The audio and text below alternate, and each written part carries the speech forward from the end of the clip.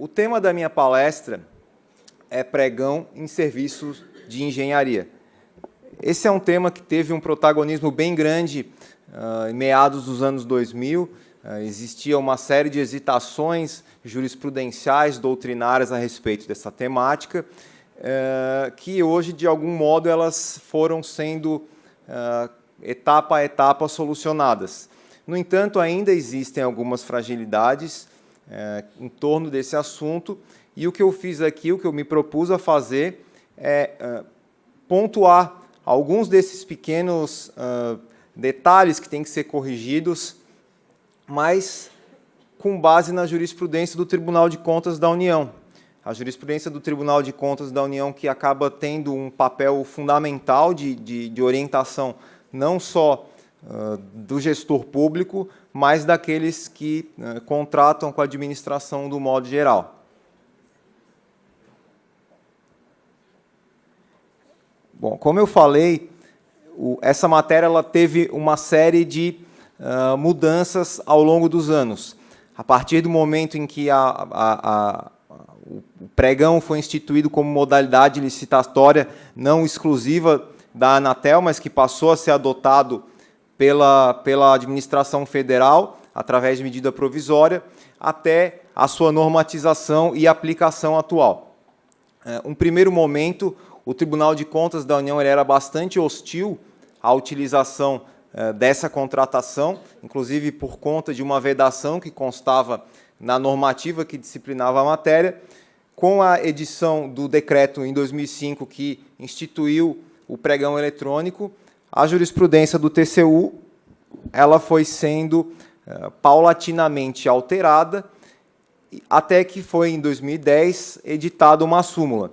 A súmula 257 é uma súmula que ela expressamente anui com a utilização do pregão, da modalidade de pregão, na contratação desse tipo de serviço, mas ela, ainda que tenha sentido, ela é muito pouco clara.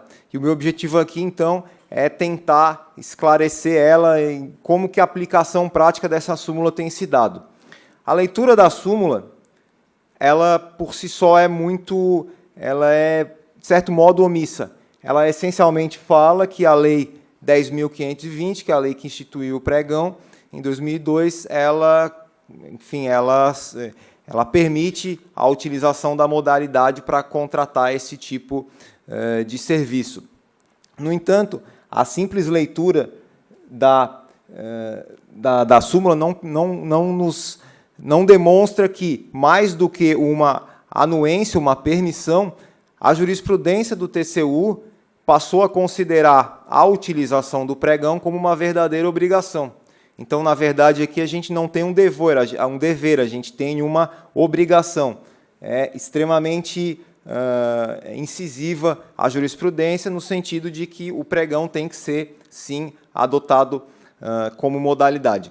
O que chama a atenção, no entanto, é o fato de que, se o pregão ele pode ser utilizado na contratação de serviços, essa mesma lógica não vale para a contratação de obras de engenharia. E é aí que a gente tem uma primeira dificuldade. Ou seja, quando eu estou diante de uma licitação de um serviço ou quando eu estou diante de uma licitação de obra. Na realidade, essa dúvida surge devido a uma lacuna existente na própria legislação. A legislação ela é extremamente genérica sobre esse ponto, doutrinariamente também não se chega a um consenso. O Tribunal de Contas da União, ele, de certo modo, tangencia essa matéria, ele prefere não enfrentá-la. Então, na maioria das vezes onde ele se posiciona, o que ele faz é essencialmente dizer que é irregular a utilização da modalidade para contratar obras.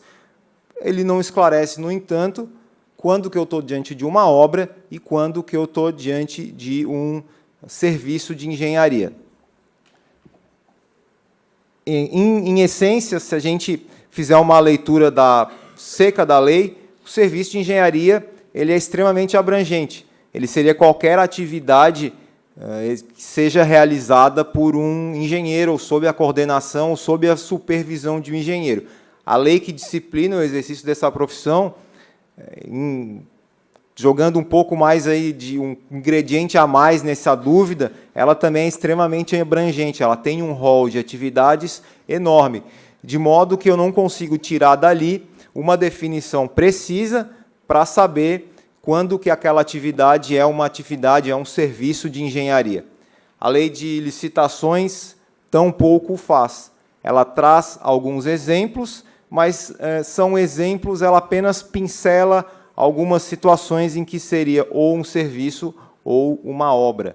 Ela não traz uma enumeração taxativa e nem teria como fazê-lo, principalmente diante do contexto que a gente vive atualmente, que surgem serviços diferentes, tecnologias diferentes a cada instante. Então, esse é um ponto de dúvida, é um ponto que o TCU ainda não sabe como solucionar.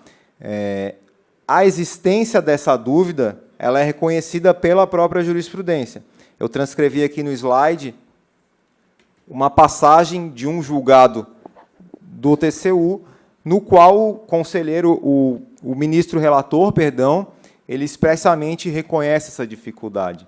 Ele fala que é uma zona cinzenta e não tem como responder essa dúvida com alguma precisão.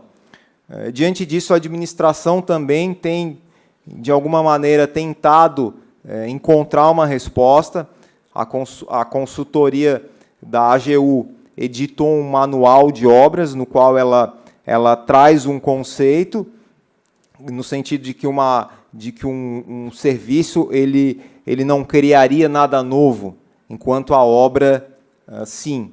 É um conceito válido, no entanto, ele não responde às dúvidas, ele continua trazendo consigo um ponto de interrogação.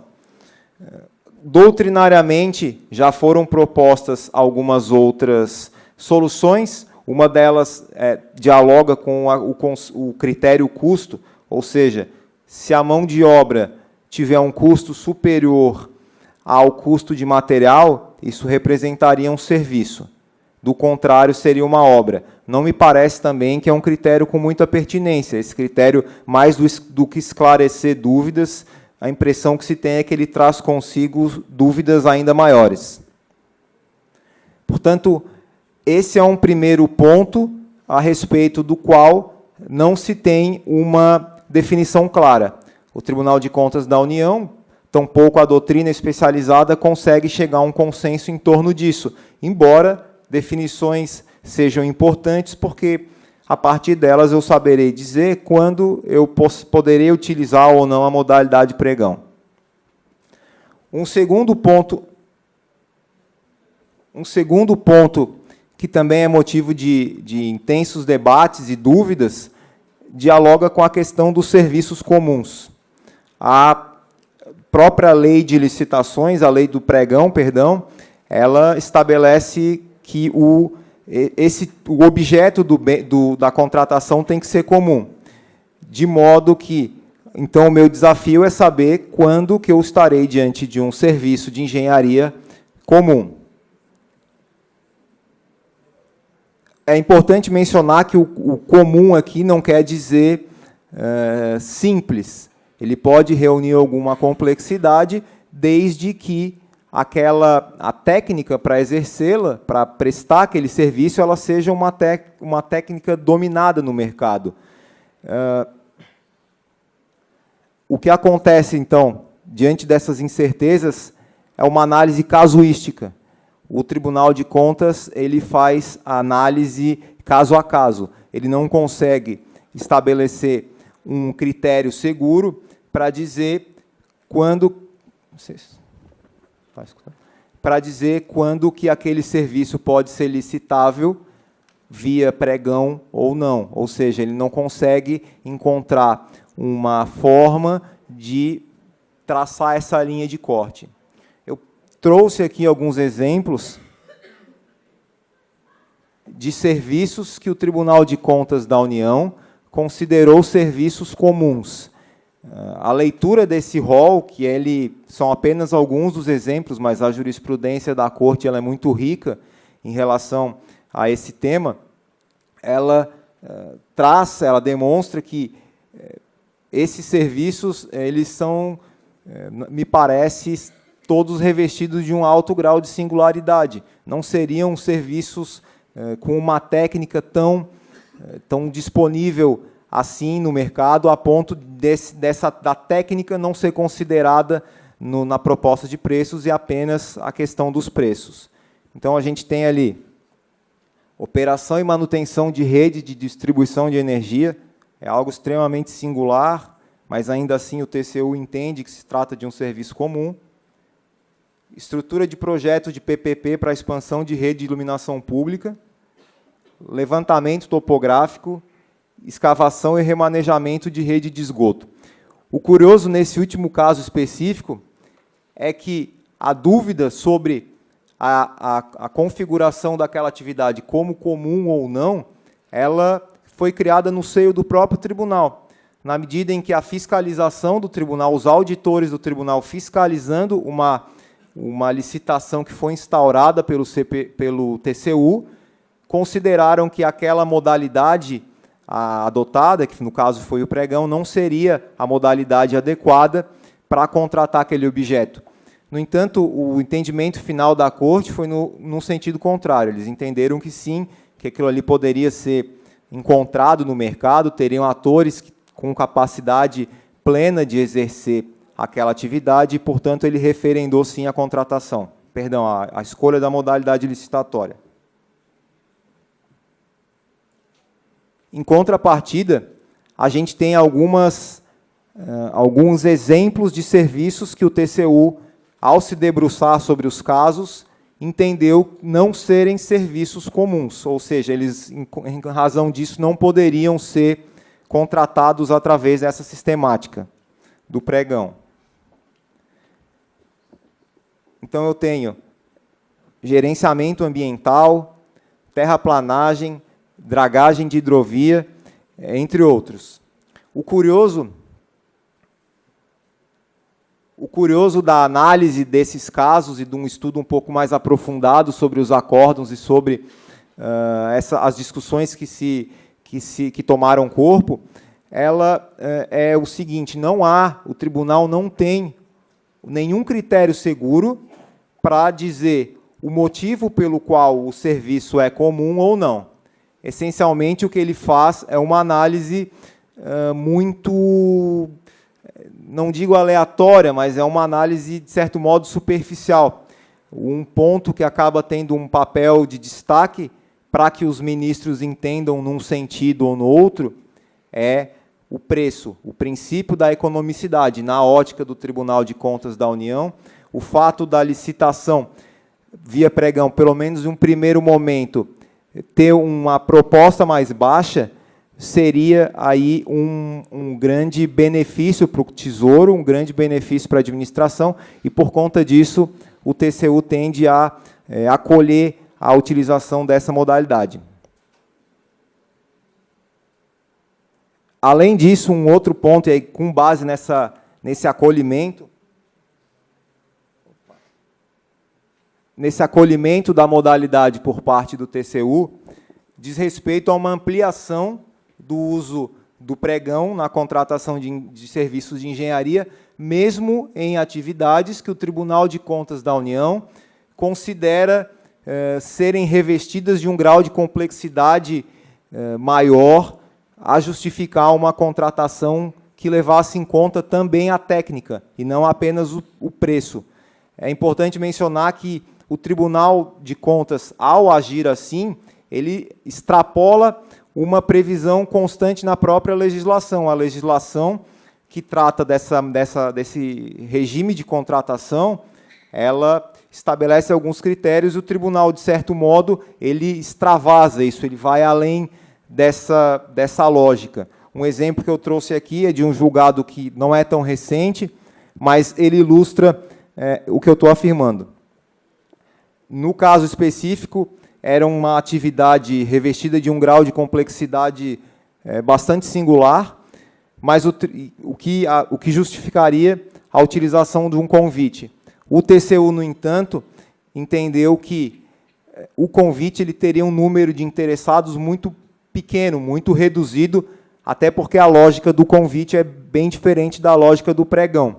Consequentemente, o Tribunal de Contas ele parte da premissa, então, de que, olha, se o meu valor aqui, ao final, pode ser um valor menor, eu vou optar pelaquela modalidade que me traz a possibilidade de ter um número maior de pessoas e, consequentemente, uma proposta mais atrativa, ainda que, no momento inicial, eu não estou considerando a execução do contrato, que é onde, muitas vezes, os problemas surgem.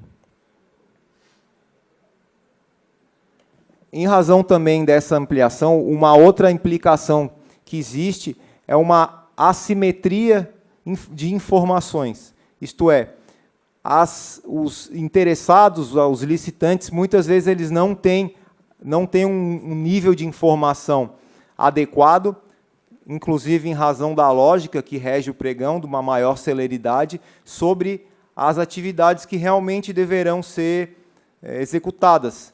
Então, ele não leva em conta particularidades técnicas importantes para a prestação daquele serviço, o que faz com que jogue um preço muito baixo, que pode se tornar inexequível, numa situação um pouco mais extrema, e, o que é bastante comum, questões referentes a reequilíbrio econômico-financeiro do contrato, ou seja, aquilo que foi contratado realmente não é aquilo que tem que ser executado. Esse reequilíbrio econômico ao longo da execução contratual, naturalmente, então, aumenta os custos de transação. O Tribunal de Contas ele sinaliza não ter essa preocupação tão em mente. Ele abraça mais preços menores no início, mas sem considerar ou sem ter critérios mais seguros para saber em que medida aquilo ali realmente não vai importar num custo maior ao longo da fase contratual. Essa falta de segurança, no que se refere à utilização da modalidade, ela não traz apenas riscos para as partes contratantes, mas também para o próprio gestor público que instaura o processo licitatório e o conduz. Esse risco ele se reflete tanto em eventuais implicações na esfera administrativa, através de multas. Eu mencionei um acordo em que isso aconteceu. No caso, a multa fixada foi no valor de R$35 mil pelo equívoco na escolha da modalidade de contratação. E, numa situação até um pouco mais extrema, poderia ficar configurada, inclusive, uma infração do tipo penal, uma fraude de licitação, embora, na prática, isso não ocorra, ou pelo menos eu não tenho conhecimento, não obstante a redação do artigo 93 ela seja extremamente abrangente, dando margem, inclusive, para contemplar uma situação como essa. No entanto, no que se refere à responsabilização de gestores públicos, o tribunal, principalmente naqueles casos em que a contratação deveria ser feita via via lógica da Lei 866, ou pelo menos uma modalidade que tivesse uma aferição técnica um pouco mais sofisticada das particularidades do caso, e o gestor, ainda assim, no intuito de se valer de um procedimento mais rápido, opta pelo pregão, o tribunal ele tem assentido, ele tem, em alguma medida, referendado esse tipo de contratação, e mesmo que ele, na análise de um caso concreto, configure um equívoco, o tribunal, a tendência é que ele não aplique nenhum tipo de penalidade pelo fato de julgar, inclusive reconhecendo a divergência que existe no tribunal, os entendimentos um pouco desencontrados, ele não aplica nenhum tipo de penalidade. Uma solução que eu vejo foi editada pelo Estado de São Paulo. É um decreto que, embora não resolva totalmente o problema, ele dá alguma diretriz, alguma margem de atuação para o gestor no âmbito do Estado de São Paulo. para o gestor estadual, ele então tem algum critério mais seguro. Esse decreto ele estabelece o seguinte, ele estabelece, dentre outros aspectos, situações em que serviços de engenharia reúnem complexidades tal que justifica uma apuração mais precisa dos aspectos técnicos, ou seja, ele entende que, naquele caso, não deve contar só o preço, deve contar, sim, a questão técnica que está por trás do exercício daquela atividade. Então, o que chama a atenção é que muitas dessas atividades que a administração estadual lá do Estado de São Paulo considera sendo incabíveis o pregão, o Tribunal de Contas, nos casos em que ele é chamado a analisar, ele assente. Ele fala que, naquele caso, é um serviço comum e não um serviço singular. Bom, essencialmente essas as minhas considerações. Eu espero aqui ter contribuído em alguma medida para enriquecer os debates dessa noite. Agradeço a atenção de todas e devolvo a palavra para o presidente da mesa.